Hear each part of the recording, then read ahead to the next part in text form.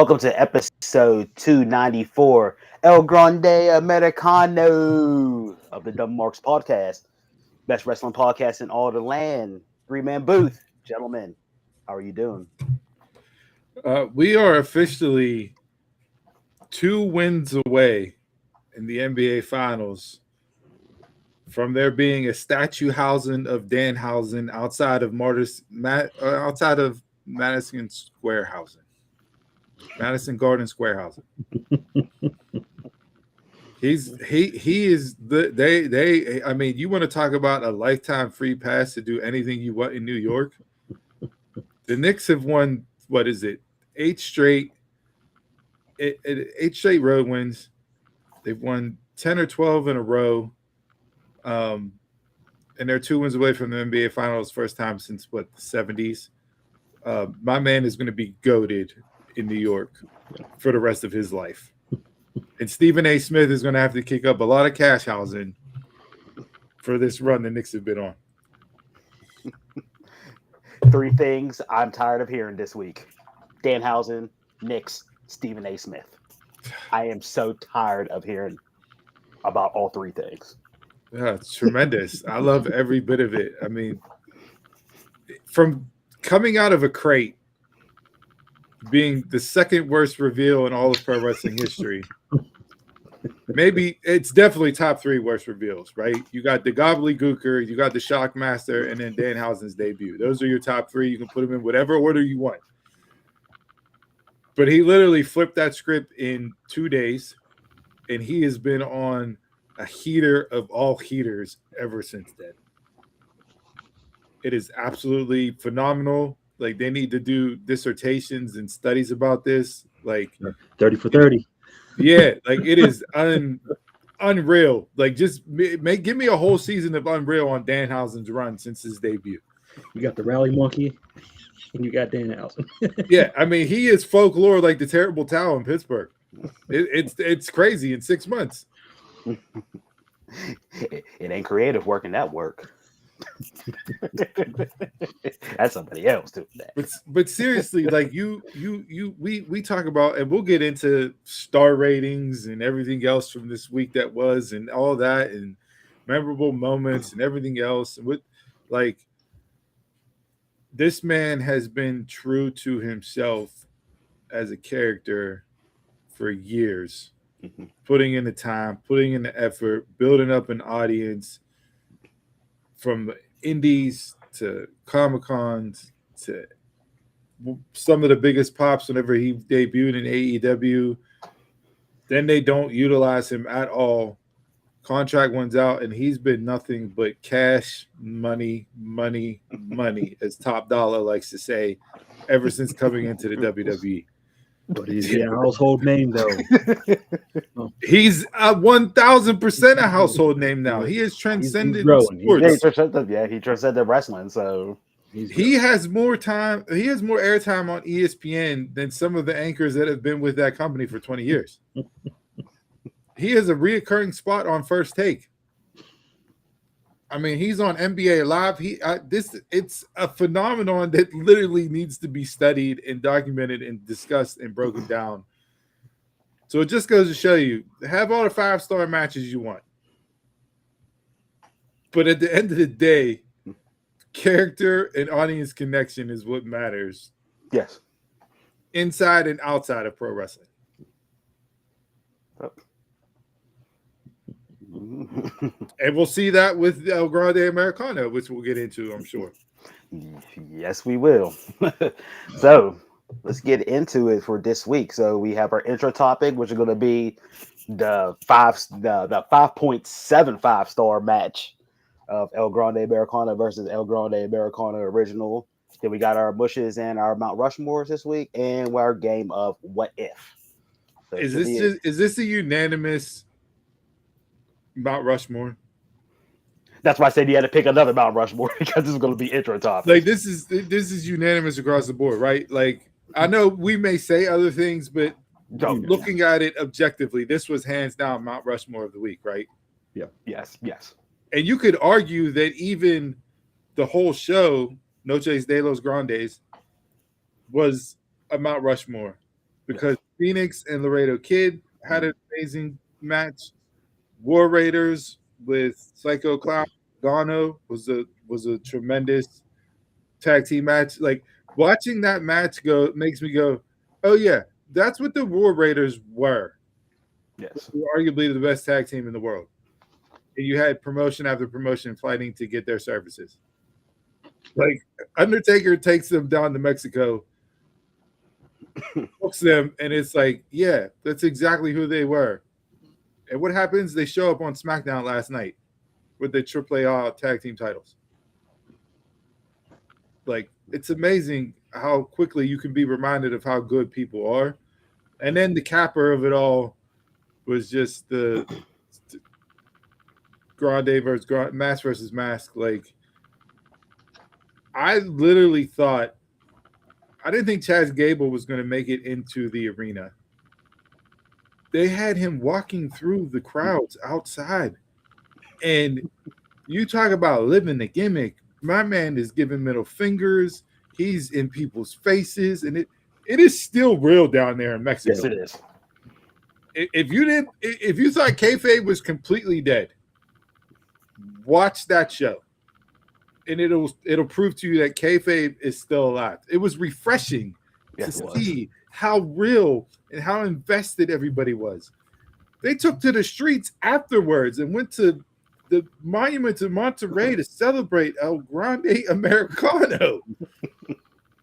That's crazy in 2026.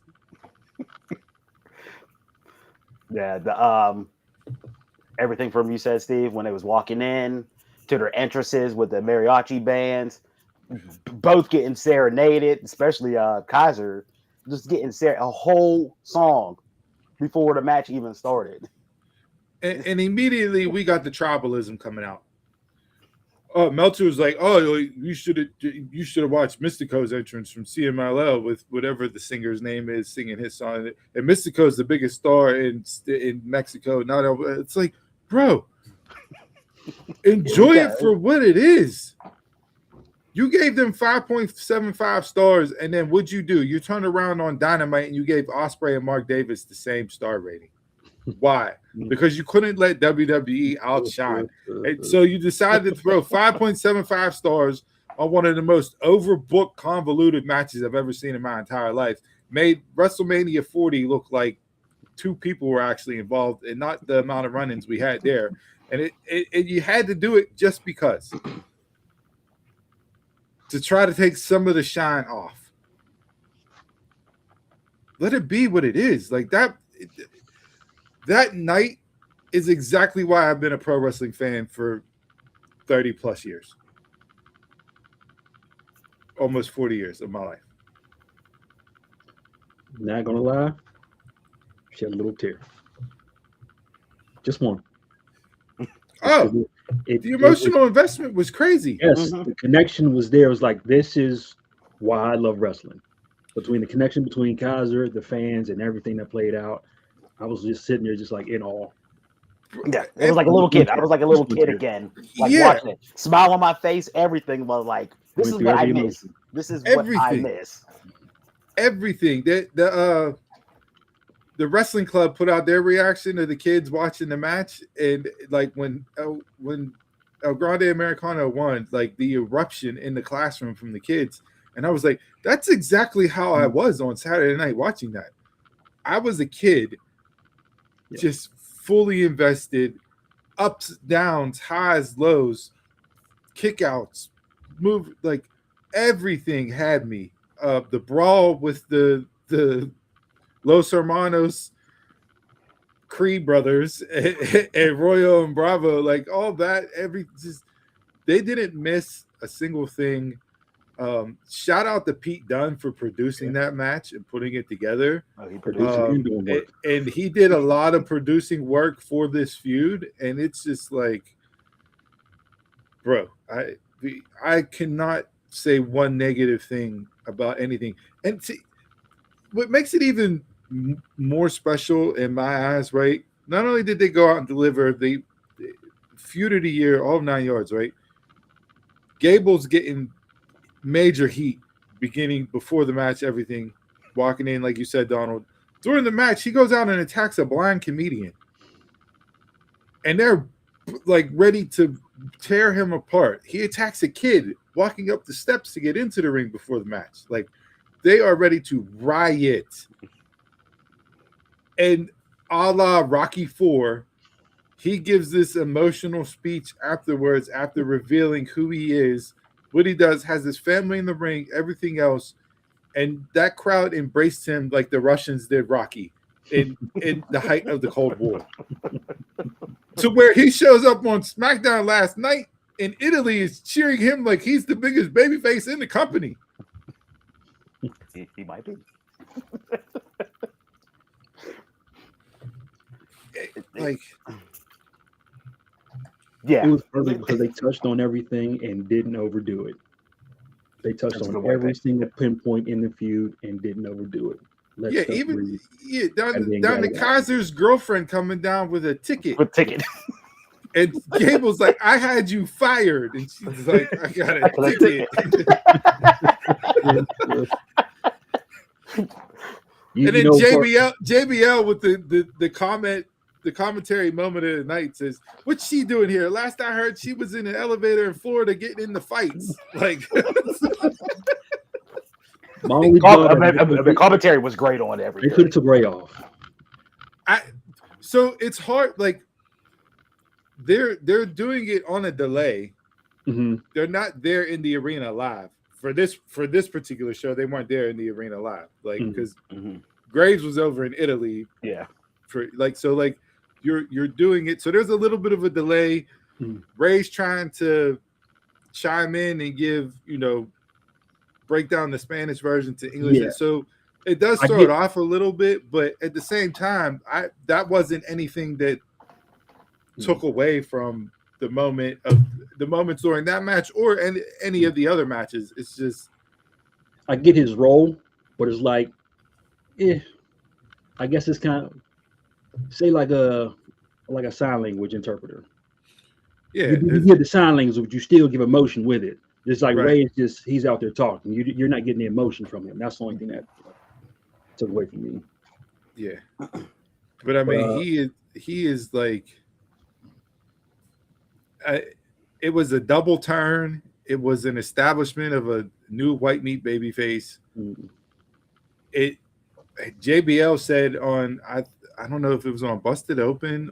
I think it was on Busted Open. He said Chad Gable's the best professional wrestler in the world right now, hands down. It's not even close. And people immediately went up than anything else. Just from what he does, him and Gunther each time. This and like we've been shouting Gable out forever and a day. I mean, you go back in the archives when me and Chris were doing draft breakdowns and Shorty G was drafted. It was like, bro, what are you doing? You have Kurt Angle 2.0, and in a lot of respects, Gable is even better at the character stuff than Kurt was. Because while Gable was an Olympian in that, he wasn't a gold medalist. He didn't have, the Chad Gable name wasn't the same as Kurt Angle's name when it comes to that because, and it's not shortchanging Gable's accomplishments in actual Greco-style Roman wrestling because he was an Olympian and everything else. But, he still had to go through the iterations where Kurt came in and within his first year, he's champ and we're off and running. And, 6 years later, he goes to TNA and he turns into the best damn bout machine and the greatest wrestler we've seen in however many years. Along the way, all the other things that he did in his first run in WWE, like Gable to me is the modern day version of that and some. In ring is spectacular, tag team or singles, spectacular. Character work is just off the charts. And then he drops his own self-produced documentary about his injury, battle, comeback, and everything else. Part 1 dropped this week. So, like, you talk about capitalizing and making a mess and putting in your time and paying your dues. And it's like, all right, where do we go from here? If I want to be an up and coming producer in the business, give me Gable. You got him and Jason Jordan, him and Pete Dunne Mm-hmm. made those. And I'd throw Bobby Roode and Abyss in that Yeah. mix too. Yeah. Those, Reed have done some too. Yep. Mm-hmm. He's worked magic for all of them. But And you could throw TJ in there too. I was gonna For say women. TJ as well. Mhm. I was thinking this because this I'm gonna save my comments unless you want to just get into it about where they go from here, because it ties into my mush from this week We'll save and it. what we could do. So I'll save it. Not that we have to jump off this topic, but Yeah. Real quick, Kaiser went to the school, the handbook of Hulk Hogan. Him hulking up and reaching out to the fans. When's the last time you seen a baby face reach bro, out to the fans like that? You'll get it like when they're trying to summon strength, but nah, my man was out there. Goku. I felt Goku. that shit. Need Goku when you need power for the spirit bomb. you were sitting at home. You were sitting at home reaching out to the TV screen too. Like, you don't see this anymore. no, and the fact that he laid out, like, he didn't say a single word after the match ended. Yeah. And he's just there hobbling and with the Royal and Bravo and his girlfriend and everything, and then they end it with him getting the cheers and adulations after Gable rolls out the ring and walks up the ring. Like, it was quintessential. I don't think you could make a better card. Yeah. And deliver in that type of setting with all the pressure there was surrounding the feud of the year. Those two just absolutely crushed it. Did you go back and watch it on Netflix? No, I did not on Monday, but it did have, I want to say it had over 2 million views. And then they broke it out separately and just played that Yes. by itself on the YouTube channel too. Mm-hmm. So the fact that commentary was speaking on it Monday and Friday, like, I was like, this is Raw's main event. And I'm gonna just keep watching.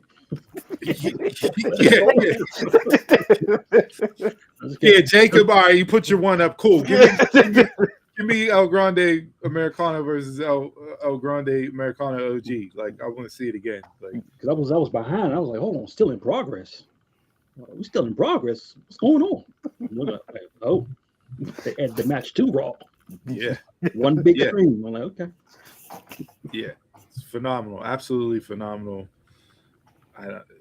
Just tremendous. Pure wrestling. Pure wrestling. Yeah, wrestling at its finest, right there. Now, I said on Saturday, you just ended this amazing feud, this blood-fed feud that ended in mask versus mask from two American wrestlers who aren't Mexican, like all the things that went into it. You have to for Triple A for Triple Mania. You got to go Kaiser and Dom, and then you add Ray in as GM. Like, I mentioned it last, but like, you just continue to roll story wise. The only thing is, though, Dom doesn't get booed. So how does that dichotomy work? Because you're not gonna have the typical heat with a heel champion. Like, if the Kingo had the belt and they're booing like the way they were booing with the Kingo, then it's easy peasy. You insert Ray as GM and you're hitting all the notes and you get the crowning achievement, right? Yeah, you just follow the playbook. Yeah, but Dom there throws. It's like, all right, do you realistically go with that when you know you're not going to get the negative reaction towards Dom? Or what can Dom do to get that heat in Mexico? Does he have to attack Ray? Like, does Ray have to make the match, and then Dom, and the focus is on Dom and Ray, and El Grande comes in to save Ray's honor, like he did with Pippi, and then Pippi returns and gets arguably pop of the night whenever she took off her mask. Like, I don't know how you get the heat on Dom to continue the ascent of the national treasure that is El Grande Americano, right? They'll find a way. They got the creative down there. I trust their creative more than I trust the. He is a heel, so just turn it up a notch. He is, but in Mexico, even though he's been doing the Dom gimmick since he arrived in Mexico, he's been babyface numero uno. Like, so I just don't know how you do that from a booking standpoint. And to your point, Donald, I saw a lot of people immediately give Taker the reins on Raw, put him on main roster. Guys, you don't understand the differences. Two different cultures. And the handcuffs that main roster booking comes with. You're not just booking to tell storylines. You're not just booking to advance individuals. You're booking for sponsors. You're booking for PLE. You're booking for all these other things that come into play, which is why people have turned on Triple H to begin with. Nobody said a bad word about Triple H's booking in NXT. Why? Because he was booking for NXT and didn't have to worry about all the other corporate stuff that comes in with booking on a main roster. Mm-hmm. And a parent company, too. Yeah, and certain stakeholders, like, so leave Mark in AAA with Jeremy Borash and Conan and let them continue to cook, because the meals they're serving are 5-star Michelin restaurant meals. And everybody's eating good, hands down. So, but yeah, I'll add in my other comments when we get to the mush section here. But all right, so let's jump into this. The Mount Rushmores this week. We'll do the good. Jason, your Mount Rushmore this week. Mine were, I'd have to give Saturday Night Main Event. No Chase the Grand. No Chase. De Los Grandes Americanos. Yeah. Double or Nothing. That hashtag was getting a little ridiculous to type in every single time I had to send out a tweet during that show.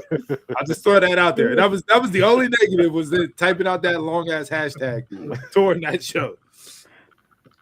And then Clash in Italy. I enjoyed everything. I didn't see all of Double or Nothing, but I went back and watched certain matches. I enjoyed everything other than certain booking spots like Soul and Becky with their timing. That was one negative. And then Oba kicking out of 7 F5 or 7 F5s. That was it. Other than that, I was happy. I enjoyed it. It felt like I didn't waste my weekend with wrestling. We will disagree, and I'll bring up my points in the first section here. I'll go Donald. Okay. Obviously, like we said, the standard Mount Rushmore unanimous across the board is El Grande Americano match versus match, right? But if I had to give a second Mount Rushmore, I'm going to give it to Raw as a show as a whole. I thought it was to me, it was better than Clash. You spent $30 for Clash, and then whatever your Netflix stream is, $24.95 or whatever it is. Like, I felt at least I got my money's worth on Raw compared to Clash. So, like, I thought they did a great job. Match-wise, story-wise, advancement-wise, character-wise, I have no complaints. I get why you said what you said about Oba, Jay. My only gripe is that when you put the bracket out, we thought we're getting singles matches, and then you turn around and go, no, it's fatal four ways. Yeah, it's always been fatal 4 ways. I know, but that's not what that's not how it was on the graphic, and what it, you know what I mean? Like, so I thought we were getting Becky versus Liv in the first round of the Queen of the Ring tournament, and here they're just part of the fatal 4-way group. It's like, all right, that's because the Raw before it was just Raw fatal 4-way, SmackDown fatal 4-way. Now it's two from each. Yeah. So the title is who you can pick whoever you want to, I guess. Yeah, but I got confusing. outside of that confusion, I would give it to Raw. I thought it was a home run this week, top to bottom, start to finish. My Rushmores are, I have two actually. My 1B, they might actually do something with Julia. I was I really liked what they did with her. Changed her look, changed everything, gave her some time actually on the Fatal 4-Way on Raw. Then the stuff that happened on SmackDown between her and Kiana, so we can see that's gonna finally come out. That match could have been a Rushmore. So that was good. And my 1A, of course, Dominic Mysterio with the big win last night. And then them coming out and saying, "Hey, him and Oba, I'm gonna take him out." So Do you think with the Kiana and Julia angle, we knew it was coming, they were building up to it, but who do you slot where? Because if you go back and think about leading up to, what was it, WrestleMania and Royal Rumble or Elimination Chamber, it was, they see Kiana as the babyface, as the star, and not Julia. And then we didn't hear anything else on that as far as quote unquote rumor and innuendo. But like, who do you slot where? Because I don't think Julia works as a true white meat babyface based on what she's done in her career. She's always been more towards the heel side. We know Kiana's great as a heel. mm-hmm. I don't know if you force her into the a la Tiffany Stratton babyface, does it still hit? Because, it's a heel and a babyface role just because crowd is behind it. But where would you slot each lady to kick off this feud between them two? Since they changed Julia's look, I'll put her as the face. Yeah. Because that's how she was in NXT, right? She had the blonde hair, didn't do the braids until she came up to the main roster. Yeah, it was like gray hairish. Yeah, but it was just not braids yet. Yeah. I'll be interested to see. I'm just like looking at the landscape. I think if you're shifting her over to Raw, then have her as a babyface. SmackDown it's with Rhea as champ. Like it's going to be hard unless you get her past Kiana and build her up to Rhea, and then she goes heel in that regards. It's a different story. But then why would you do the turn? Yeah, with her and Kiana, because you're just double backing and make it so. I don't know, but she's too talented of a wrestler to be where she's been at on SmackDown with the lack of direction, the lack of stories, the lack of feuds, the lack of engaging title runs she had as the U.S. Women's Champion twice. Like, she deserves better than that. Mm-hmm. I will put her on Raw just to get a break from SmackDown altogether. I know we're not doing official drafts and we're shuffling the deck as far as talent goes, and you can, still Gunther. We don't know if he's on Raw or SmackDown now. Like, I like Finn being moved over to SmackDown. He put out a tweet this week as far as list of matches go on SmackDown, and then ended it with friend or foe ? And I was like, all right, sign me up. Yeah, get him away from Judgment Day. Yeah, run it. Him and Cody can harken back to the Bullet Club history. Like, it's there. And you're looking for challengers. I'll get into Cody later. But it is it's a fresh coat of paint, right? Like, different. Something different. But now you got to deliver. Yeah, that's their issue all the time. It's delivering. All right, let's get into the mushes. Jason, your mush. IWC is always going to be on 1B, playing dumb to play dumb. Like, we all don't know wrestling. Why is Liv Morgan? Is she going to face herself? Come on. There's 2 belts. Quit being dumbasses for the sake of being dumbasses. To start a conversation. We need to put you up on the ISO screen for IWC. But Liv addressed it too, in a tweet back to a fan. She said, "I told you all that all these women are," and she had like the 7 cat emojis again. Like, She goes, there is another belt. I want oh, all she the didn't even know gold. she was in the tournament. No, she didn't know the bracket. Who she was facing in the bracket. Stop being dumbasses for the sake of making content. You're smart when you want to be. Yeah, I don't like it just because she is a champion, and Oh, but you only have like you didn't put Rhea in. So like, why do you have one champion in and one champion out when you know the winner of the tournament gets the shot at the champion? So she like, said, "I'm coming for it all." no, I get To what she yourself. said, but Put when yourself in. You but when you're initially laying the concept out, and you're in the writers' room and you're talking about who we're putting in this tournament, Liv and Rhea shouldn't even be in conversation to have in the tournament at all. You've seen Like, champions in the Rumble. You've seen champions in ladder matches. but don't do one without the other is what I'm saying. Why can't Rhea go for both belts? If you're going to put Liv in and she wants both belts, well, shouldn't Rhea want the same. both belts too? No, she's because Liv said, "I'm coming for it all." That's her story. Come on, man. Don't be my mush. Don't be my mush.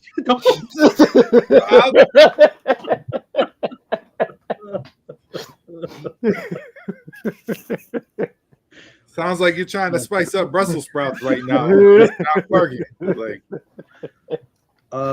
my other mush is Triple Mania being two nights in two separate states or two separate locations. Yeah, two separate locations.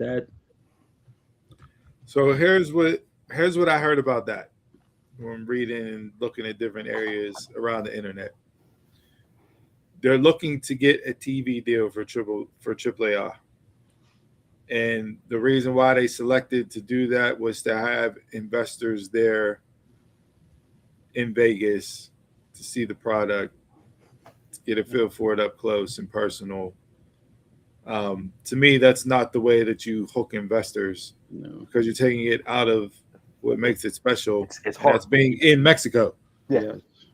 So like, feeling you're going to get a bunch of you're getting a 2,000 seat venue with American fans that aren't going to react the same because they're American fans and they don't follow it.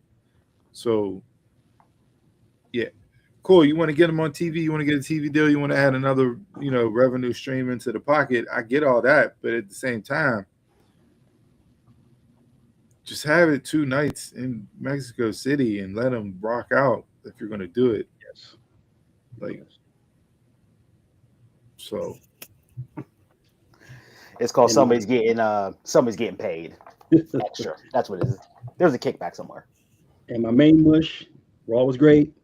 You say Raw was great. Austin Theory. You booked this man. He said, "I'm coming for everybody who took out Logan Paul," and did nothing with him the next week. I was waiting for him to take everybody out. Seth, Tez, everybody. Who do we get? We get Braun in the match as a tag champ. No. I was looking for this Austin Theory moment. I was looking for more chair shots. No. Well, your first issue was looking for an Austin Theory moment. Exactly. Silly. The second issue was looking for his chair shot moments, because some of them chair shots were like Hogan back in WCW. He barely touching people. The one on Dawkins was that one on Joe Hendry was good. Whether it's him,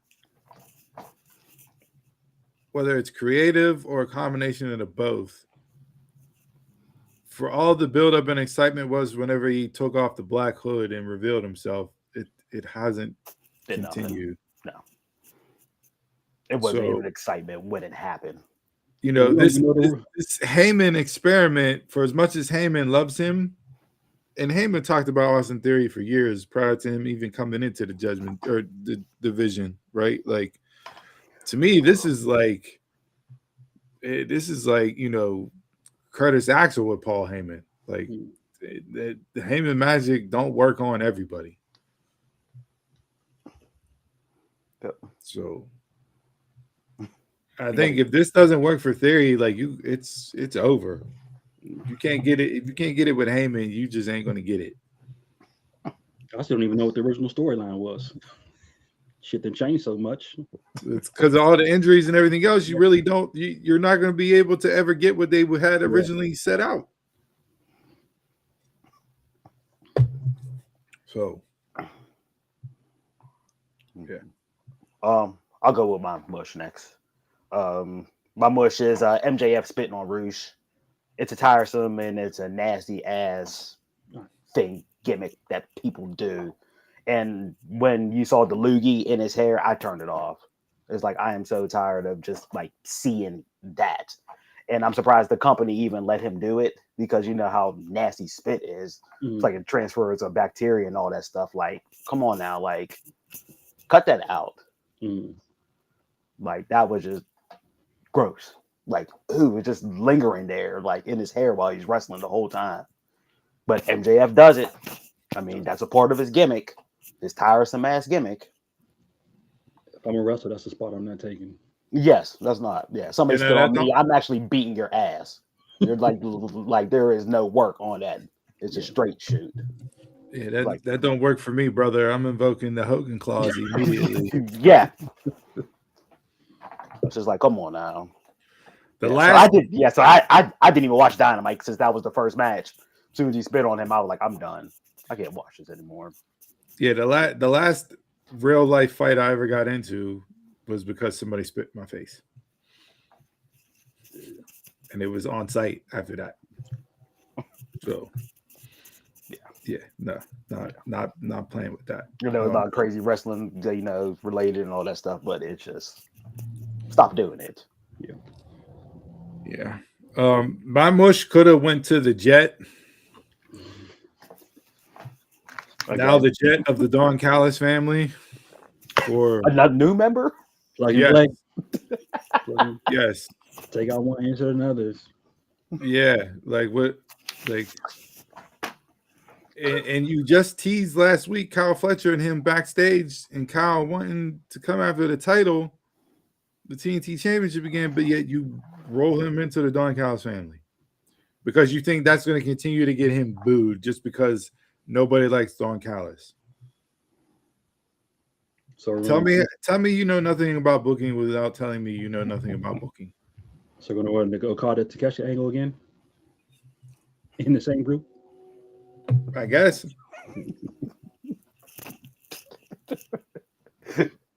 Like Once you end one, you got to add another.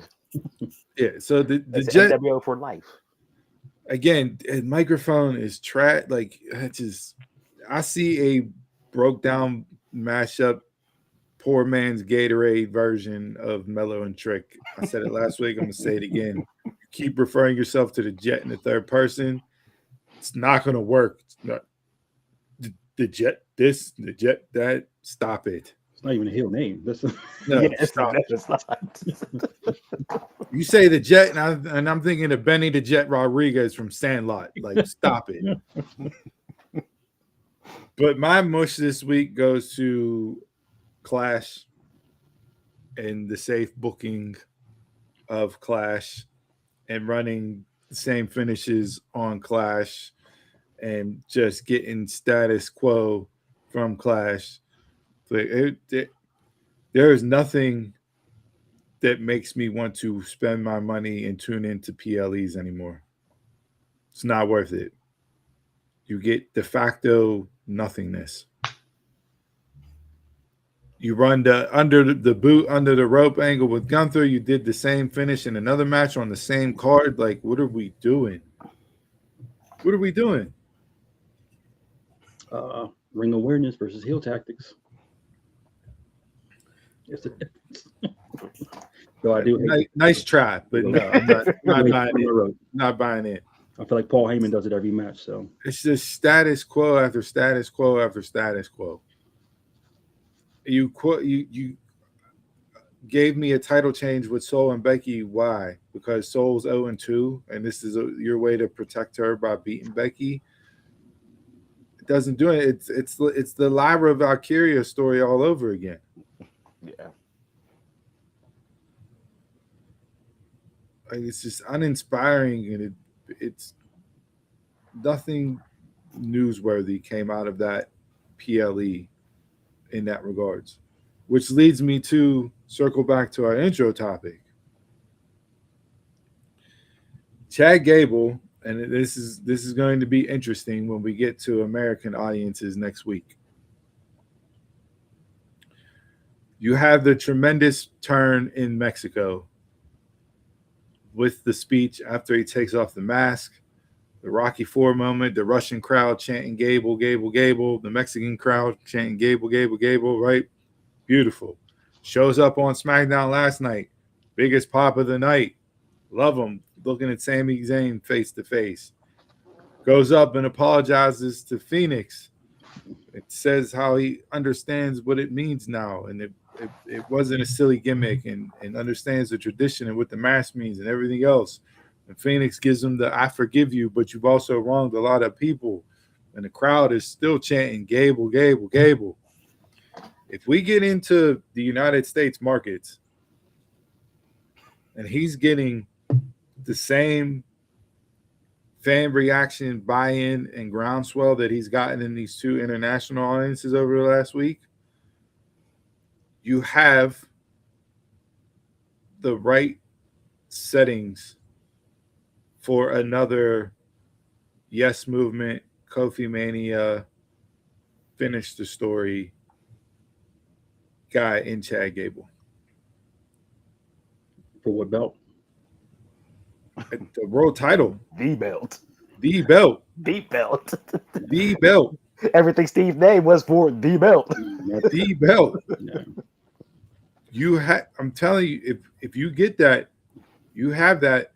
And we talked about AEW failing with Wardlow. We talk about like all these things where people get the organic, natural. This is the guy. This is our guy. This is what we want.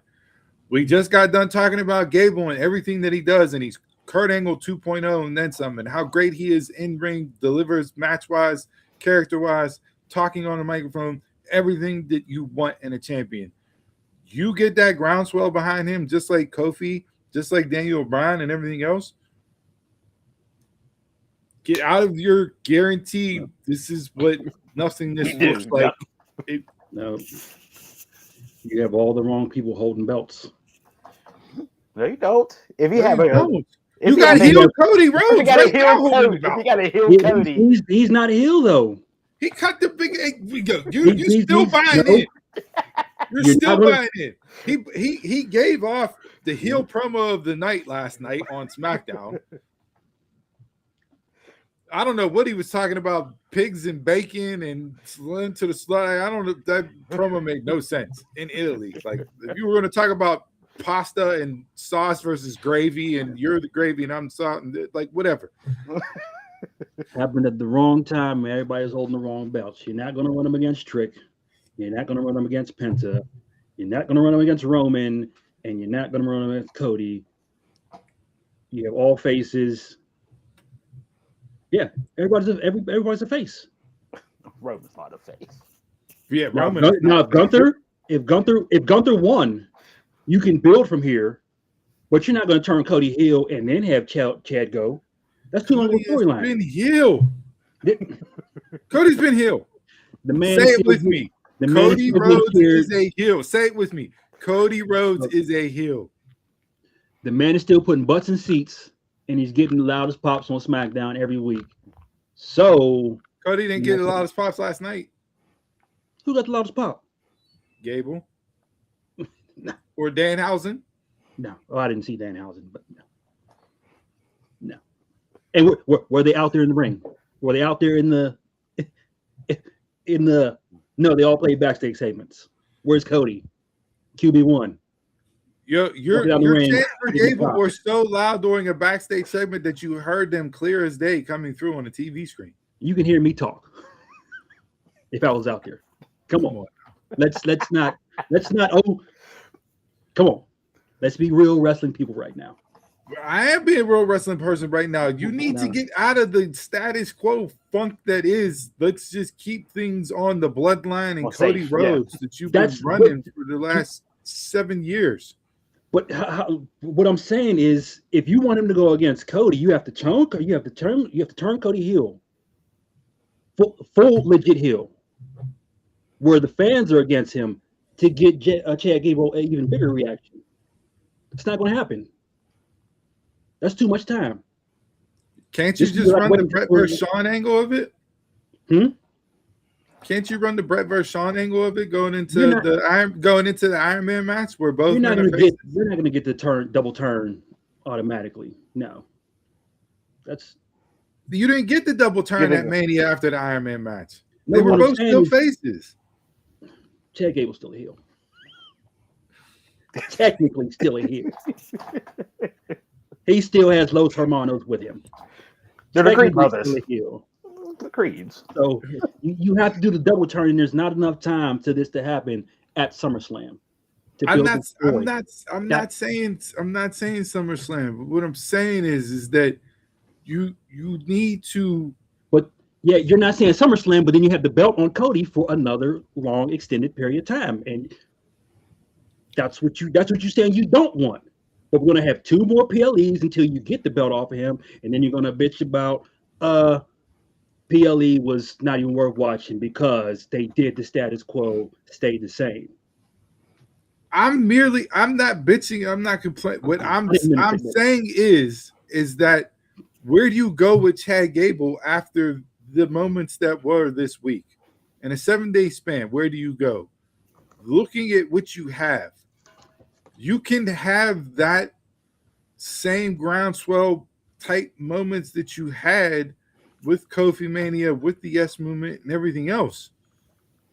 Not when all your champs are faces.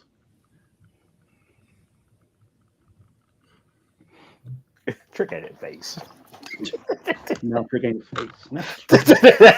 I mean, Trick might be the face of all faces. Out of the everybody. Trick says cool shit that makes him. Yeah, he says cool shit that makes him a face. Perfect scenario. Gunther would have won at Clash Italy.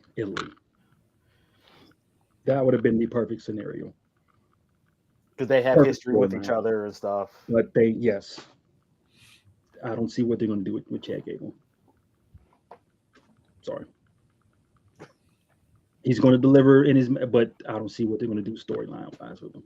So what if they're looking to run this? Yeah, they're looking to run this back with Cody and Gunther. And I don't. Supposedly, it's going to happen on a SmackDown in 2 weeks. Or Sammy of all. Hear me out. Triple threat. The EC way, the ECW way of settling things. That's the easiest option. That's the easiest way. The ECW way of settling things. Yeah, that whole promo last night between Sammy, Cody, and Gunther, like I have no idea which one's the heel. The illusions of grandeur, man. Y'all already put Chad Gable in the main event scene. No, I'm not. I'm not doing that. I'm saying. He's setting the scene. Hypothetically speaking. And plus, the audience got to do the main event scene already. I said already. He's an American crowd got to see it. Yeah, no, you didn't listen. You're not listening. This is White Men Can't Jump. You listening to Jimmy or you hearing Jimmy? Because you're not doing what you're supposed to be doing. You're just jumping to your conclusion map and saying that I've already put Chad Gable as the next world heavyweight champion. That's not what I said. Yes, exactly. When I said what title, you guys said the title. The title. No. Yes, the title. Going for the title. They say with the title, going for the title. Going for the title. You put him in the main event scene already. I know the man had the mask versus mask epic, and you put him in the main event. Come on. Let's be real. Is he not listening right now, Donald? Is he not? He bashes the IWC every single week. He's is that doing not exactly the main what event they're scene? doing. Is that not the main event scene? Jay. My man was just running with Brutus and Julius, and you put him in the main event scene. Come on. That's Los Hermanos. That ain't Brutus and Julius. This is why I was going back and forth with people in my mentions all week. Like I said last week, answer the initial question that I asked. What's the initial question? Ask the question. The initial question was, if if you have the reaction in the American audiences that you had with Gable over these last 2 weeks, coming off of everything that he's done, given his history of being shortchanged, not getting his just due, the Shorty G gimmick, he should have beat Gunther and not Sammy for the IC title, all the things that you're getting, and you get the groundswell that is this Chad Gable title wave of baby faces, a la Kofi Mania, a la the Yes Movement. You get like, why do you not capitalize on that again and put him in the main event scene? It's there. You have the wrong champions. I answered your question. It's like old days between you two. He's acting like I'm asking for this in the next 2 months, going from now to SummerSlam. Hey, we're this is like a microwave here. The attention span is low over here. Like, yeah, we can tell by your booking. You're conditioned to the week-to-week booking. So how long you want? Well, yeah, you have the groundswell. How long you want that to play out? Listen, can I say, Survivor Series, Royal Rumble, WrestleMania next year? Survivor Series would be great. I can't put a timeline on it because I don't know what the groundswell looks like. Even if you get the groundswell, I'm simply stating if it's there, and it's there right there. If it's there, why not you do? Yeah. Why not capitalize on it? Why not do it? If it's Why there, not? If it's there, you got to turn Cody heel.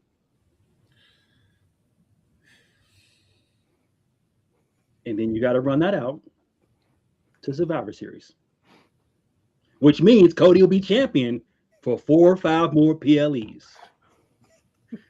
And he's going to wrestle 3, and it's going to be predictable booking. And we're going to come on here and shit on it because I'm Mount Bush every week. That's what I'm saying. Might put him up against Roman. Roman's already heel. And they already teased that too at Clash. With them Roman walking out of the locker room and Cody there in his tracksuit. Yeah. Face to face with each other. And I swear to God, if they book this King of the Ring tournament to have Jey Uso win and go after Cody Rhodes, I will pull a Chris and stop watching WWE. It's gonna be the same thing with Raquel. Do not get Batista have Jey Uso. Triple H. Do not have Jey Uso win King of the Ring to challenge Cody because Roman told him to do that. And now I'm not. No, don't even think about running that angle. I'm already done with this bloodline story. Hey, I'm already trying to come to grips with the fact that they may have Seth win King of the Ring, so it's him and Roman at SummerSlam to get it done before he gets injured again. And they hold off Oba and Roman for the Rumble or Mania if The Rock doesn't want to come back.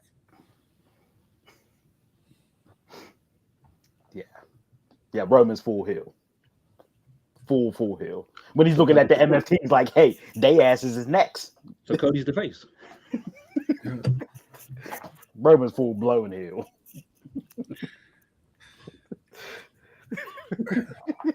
That was fun.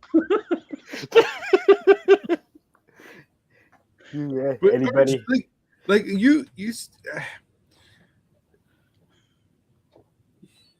I just don't know how you can watch Clash and enjoy that as a PLE when Raw top to bottom was a better show. Oh, because everybody wanted to win. So you're basing it off your predictions. But the matches were good. The matches were good, but everybody who wanted to win won. They're not good, bro. You only give Gunther and Cody 12 minutes, and you end on that finish after 12 minutes. It was the second shortest match on the show. I enjoyed it. I don't have to have 15-minute bangers, man. I don't have to have 20-minute bangers. I enjoyed it. I enjoyed everything except for Oba kicking out of 7 F5s. To me, Jade and Rhea was the best match on the card. I enjoyed that match too. They did real good. There was only one hiccup. Everything I else, didn't care for everything them, else, the outside interference. I didn't care for that. I didn't everything else really- for me was a wash. No. Yeah, Brock Oba was just come on, man. Everybody hulking up now these days. You made it look. Yeah, you just made it look too strong. Yeah. That's the only. That was my only issue. Go through the table with yeah. this man rising like the Walking Dead. Yeah, you just made Yeah, it I look. mean, like, here's come the on thing, now. right? You get 7 F5s and you're still standing. What's that lead to? A last man standing match. Yeah. You're 1-1. There's going to be a third. Have to. Last man standing. Because even Brock yelled it out when he was on the ramp. It's 1-1, bitch. Like, so Brock's not going to be seen again until the finals of the King of the Ring tournament. Whenever he cost Oba the King of the Ring, so then that's how you get to their match at SummerSlam. Yeah. Or maybe he cost Oba on Monday night against Dom in the quarterfinals. Hopefully, yeah. So you're building up this beast just to be a side quest story. Did they cool off some of what Oba had based on the match and what they did? Technically, no, because of how they booked it, right? No. Because on Monday he still ran through everybody. Yeah. And kudos to Mello, Solo, and Penta.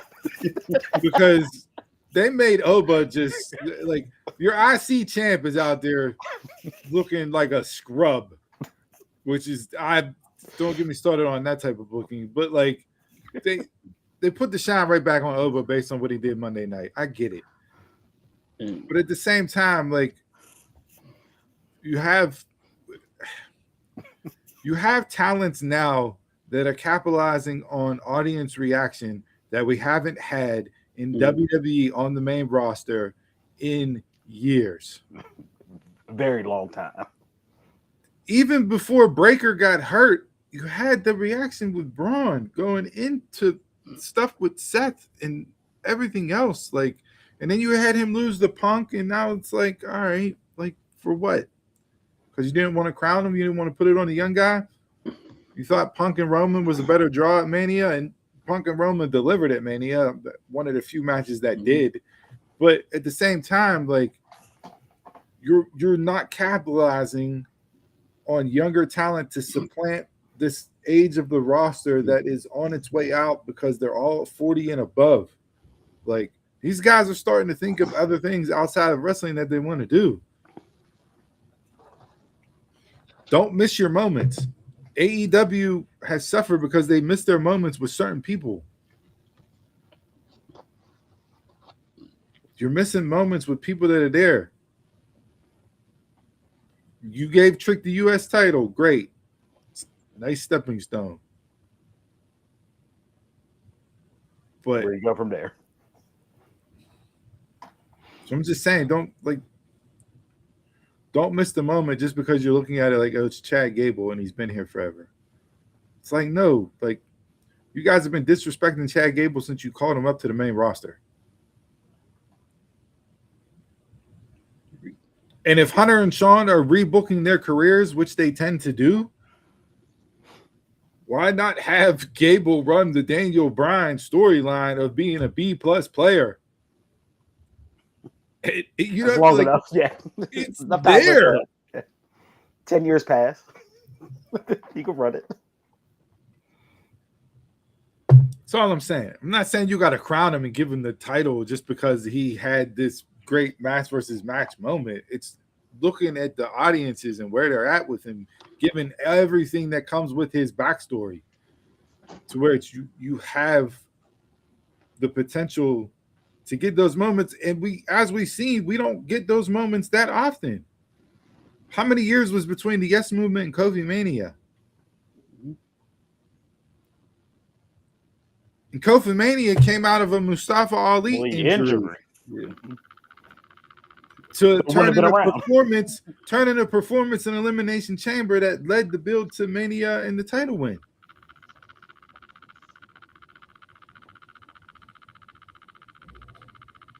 You got to be able, for all this quote unquote, we have 3 potential winners for this King of the Ring tournament because we don't know what's going to happen and there may be additional injuries and everything else. Like, Okay, well, if you can pivot to one of three men because you don't know which way you're going to go based on how things may progress,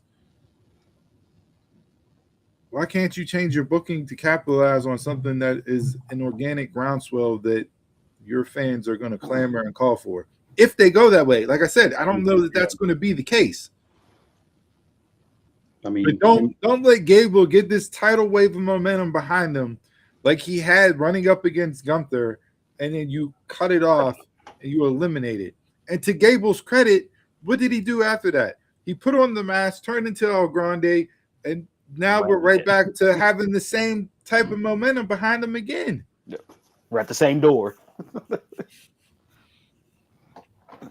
all I'm saying. Like for years, it was grab the brass ring and break through the glass ceiling. Gable's now grabbed the ring twice. The glass ceiling is cracking again. Are you going to cut him off and take his legs out to where it's just cracks in the glass, or are you going to actually let him go through that and see what you have with it?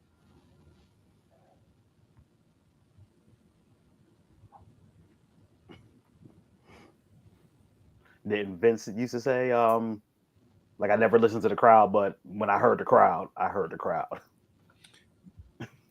So we have Night of Champions next, and SummerSlam after that. If they're running Cody versus Gunther in 2 weeks on a SmackDown, I don't know are you going to run Cody and Roman at Night of Champions? Not going to do that, even though it's in Saudi. Oh, this is where they face off at each other. Is this that one? Yeah. Yeah, where the champs face off. Okay. Which is why you get your face-to-face after Clash, right? But Cody and Roman is 1-1. You really want them settling the rubber match in Saudi at Night of Champions? No. WrestleMania is in Saudi next year, so.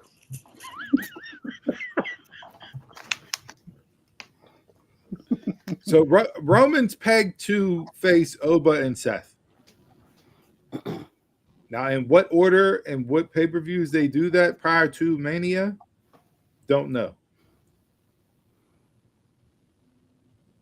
But if Oba wins King of the Ring, obviously that's him and Roman at SummerSlam, and then you build to him and Seth for Mania.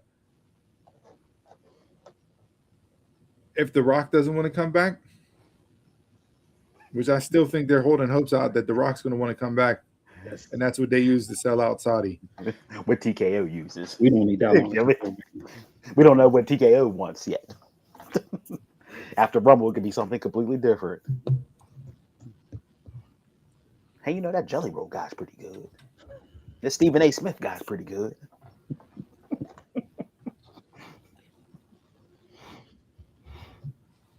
All right. Those are our Mushes and Route Mushers for the week.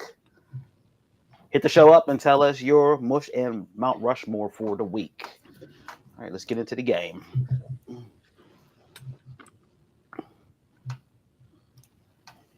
Jay, that felt good.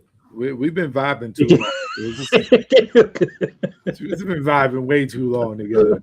After the week I had, it felt good together. All right, the what if. We're not talking about any out the ring incidences or anything, so keep that off the table altogether. I am going straight ring stuff. What if Marty Jannetty was pushed over Shawn Michaels? Taking it back a little bit in wrestling history. I feel like Shawn was inevitable, so he still would have been at some point the man he is today. You just would have had a better Marty Jannetty. For as good as Marty Jannetty was, and there's points where you could argue he was better than Shawn Michaels. Mm-hmm.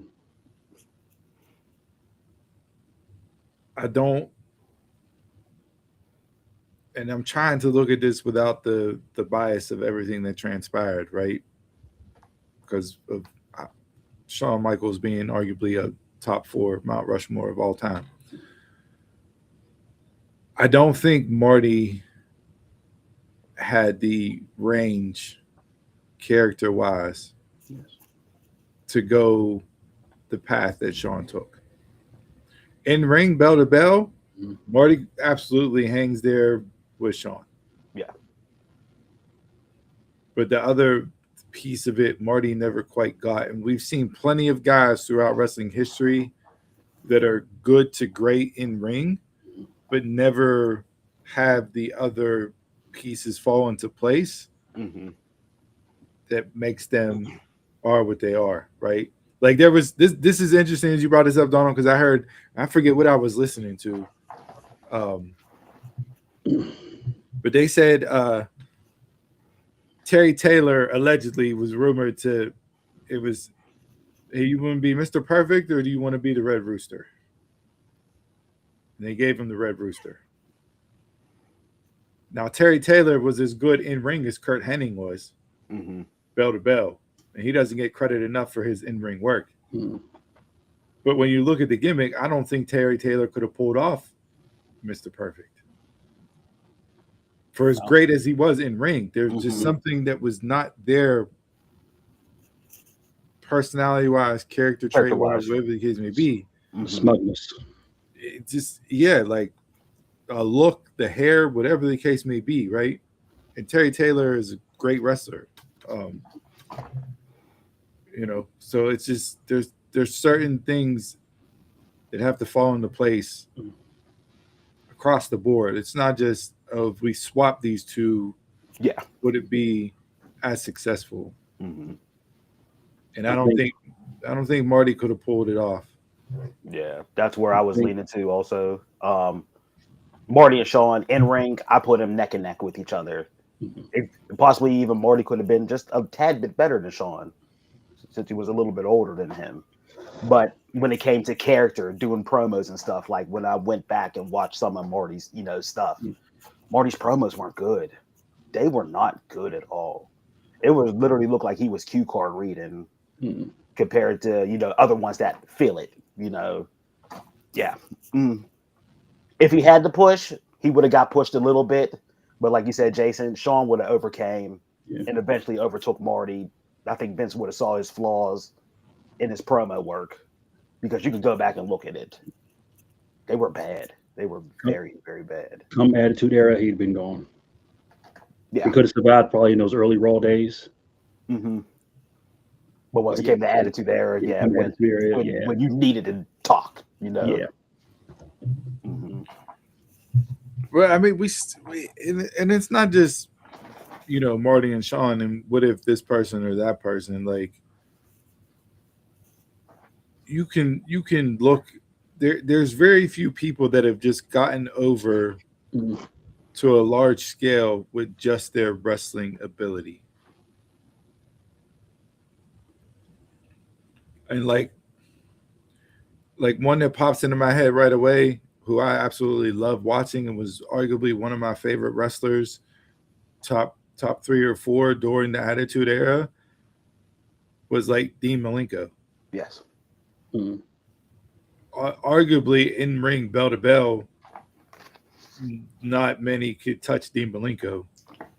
And while there was some character there with the Iceman gimmick and the stairs and the not talking and everything else, so he did get some stuff over. But like you hear stories about Malenko backstage, and it's like, bro, why wasn't that guy on TV?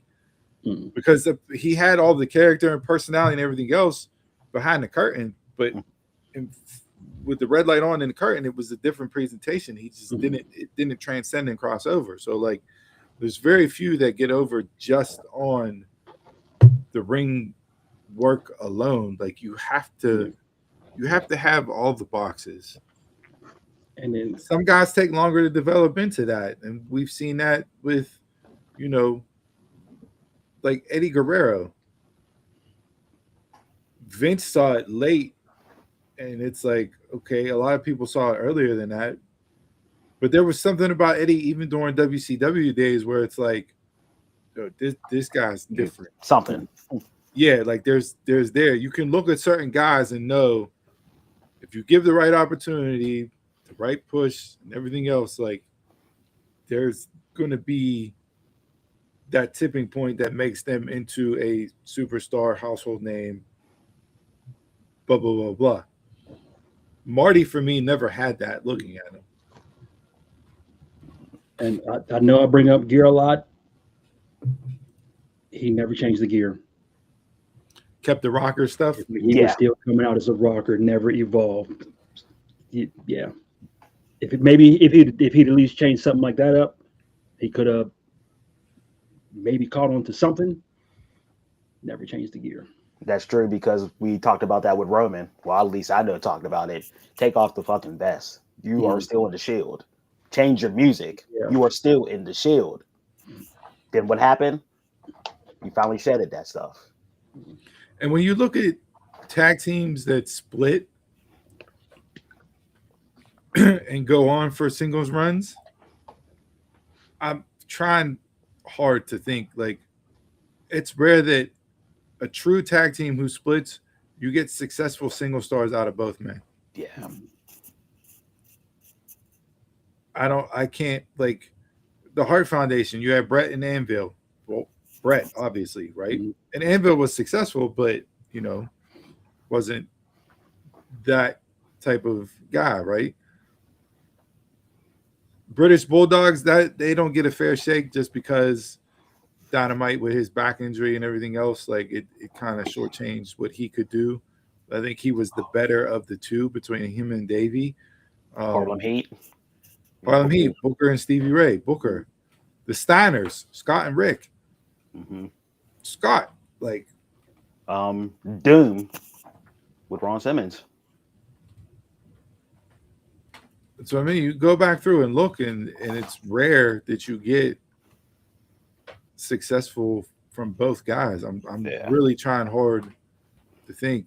And then even when you do, you get tag team split. I mean, look at the Dudleys. Like, neither one of their single runs worked in WWE, but Bully Ray's single run in TNA after they split in TNA was arguably his best work. Would you count Edge and Christian? They did come in together.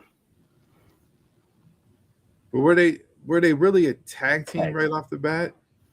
Like, I know they were part of the Brood, but like that would be one that I would say both achieved beyond what people thought both could do. Yeah. In that regards there. Matt and Jeff. Jeff, hands down, even though Matt has been successful and had title runs and everything he didn't get the main push. Yeah.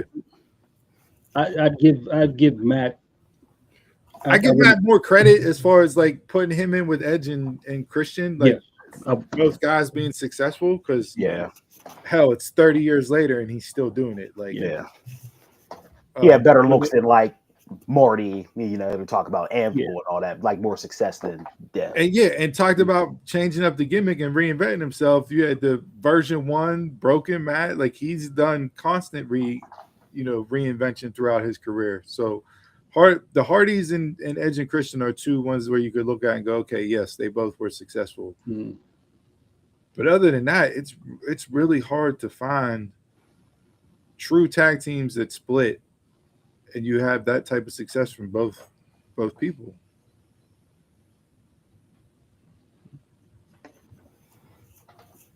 All right, so there you go. Hit the show up and say, what if Marty Jannetty was pushed over Shawn Michaels? Little history lesson for you guys. All right, do we have any quick hitters this week? TNA was arguably my mush again this week. Just absolute trash. I don't know what the hell they're doing, like, at all, in that regard. So I don't know, do I want to put this out there now or save this? I'm going to save this and table this for 2 weeks whenever I go for my game. Okay. Just because it has to do with mass versus mass match. So I'll save that for my game. But one of the things that we didn't discuss last week, that more news and information came out this week again with the WWE, the shareholders lawsuit. The lawsuit was set to begin on Monday. However, it was removed from the schedule. The attorney for the shareholders said that the planned 4-day trial was no longer on the Delaware Chancery's Court's calendar. The reason for its removal from the calendar was not immediately made available. Haven't seen any other additional information to come out since then. This is coming off the heels of all the information being broken that Stephanie, Nick Khan, Vince, Triple H, all the defendants named in the shareholders lawsuit failed to comply with keeping evidence because they used a tech service that automatically deleted messages.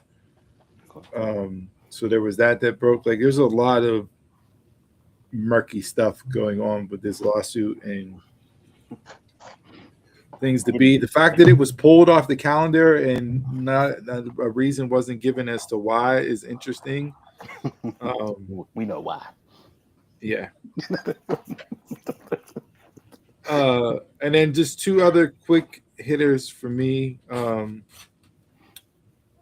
one last thing with regards to the shareholder lawsuit, and then two other quick things.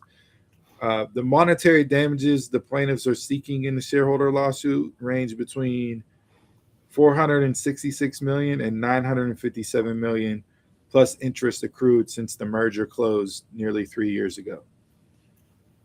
So, talking about almost $1 billion worth of damages, and that it's very interesting to see what will happen.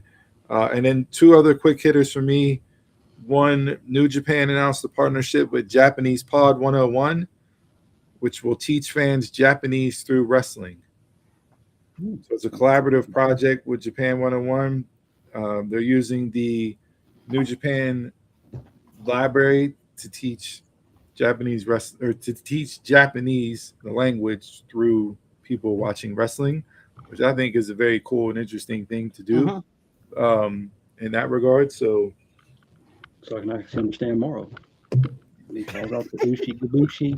It's the Duolingo version, but in wrestling form, right? I know Fujiwara armbar. And then the Young Bucks they did a live BTE the other day to help raise funds on ALS Day for Rebel. I think they raised over $3,000 in that. But one of the comments that came out of that during that live BTE was, every day is a new day. That's a great point. Every time you wake up and the next day is a new day. I'm never afraid about that new day. When a new day is coming, I'm excited. So, if you didn't think it was happening, spoiler alert, and Xavier Woods is out there. Anytime we see somebody with a Kenny Omega shirt, he's absolutely burying Kenny. Sorry, but it's on site, Kenny. As soon as I see you, I'm whooping your ass. Like, so do we get New Day at Wembley all in? I say yes. 90 Day would be up. What you gonna call them next week? Can't be New Day. I'm not saying it's changing the tide, but you could run like the Friday franchise. Last Friday, the New Day after next. Last Friday, you go New Day. There's the next day. New Day, yesterday, tomorrow, like.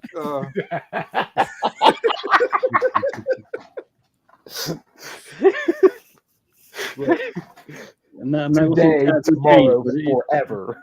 I do see viewership going up if the New Day's on. I absolutely. No. You're definitely gonna get me. Look, I'll be there just for, like, obviously them and the Bucks, and the Bucks and Kenny versus all three New Day members. Like, they wanted to do that match. Forever. They tried doing that match forever. Obviously, Big E no longer wrestling, so you have to take that out of the equation. But yeah, you plug them in and you run that, Xavier Omega singles matches, Kofi Omega singles matches, tag team matches, New Day versus the Bucks, singles matches, Matt and Nick versus Kofi and Xavier. You can I'd even add the Hurt Syndicate's looking for new members. I would bring in the New Day into that fold, and you could run the New Day versus the Elite. You bring Hangman back in, and you got Omega, the Bucks, and Hangman against the Hurt Syndicate. There you go. There, like you got possibilities. You got possibilities that'll get me invested and want to sit down and watch AEW on a weekly basis. My only thing is they keep hyping up the tag team division, but the titles are only going to stay between 3 different teams. I mean, you got Or the the New Day. That's a tag team of all tag teams there. The Dog Callis family. When Edge and Cope drop it, it's either going to be New Day or the Elite again. So that's the only problem. And we'll see. I don't see the War Dogs taking the belts off Cope and Edge. Cope and Christian Clay. What they been up to? Top Flight. They're bankrupt just like Spirit. Out of business. I thought the other was one of them injured? No, that's Private Party. Yeah, Mark Quinn got injured again. He did all that lifting, bulked up, and immediately got injured again. With that Warlow lifted too much. And this whole Leo Rush gimmick, this just popped into my head because we're talking about tag teams that don't matter. Have you guys paid attention to this Leo Rush gimmick? No. I know he's doing some off the wall stuff, but no. It's so outside the box. Like it has me interested just because of how outside the box it is. But now the gimmick is he's like T-Rex. If you don't move, he doesn't see you. So the conglomeration and Ishii and Orange and Broderick Strong, they're all walking back on Wednesday after whatever segment it was, and then Rush's music hit to come out for his match, and they all freeze in the walkway, going back up to the ramp. And Orange is like, if you don't move, he doesn't see you. And Leo comes out doing his weird shit, and he's walking around acting like they're not even in his way or they're not even present there. I don't know what any of it means, but I'm going to continue to watch just because it's that outside of the box. So, ain't he the moth? Man of the hour. And then lastly, some news broke potentially, and I don't know if we follow back up on this, but the Lucha Underground announcement is rumored to be a YouTube channel where they can air a Lucha Underground YouTube channel where they can rerun the shows. Okay. As being the platform to run the seasons. So hopefully that comes out sooner rather than later because I will add that in and watch that every week instead of TNA. There we go. All right. Oh, one last thing. Speaking of TNA, Santana's contract's rumored to be up in July. We all know Slammiversary is at the end of the month, which that could be a mush. 4 pay-per-views all on June 28th. What are we doing? 4? 4. Yes, 4. Slammiversary, Redemption. There's an NXT show. And Forbidden Door. What's Redemption? 4. Or not Redemption. There's 4 on that day. I forgot to talk about that. Yeah, Chris sent that over. Good luck. Like there's no other days in the month. Yeah, everybody picked June 28th. But Santana's rumored, his contract's rumored to be off, and WWE allegedly has interest and want him on the main roster by year end. If you're Santana, what do you do?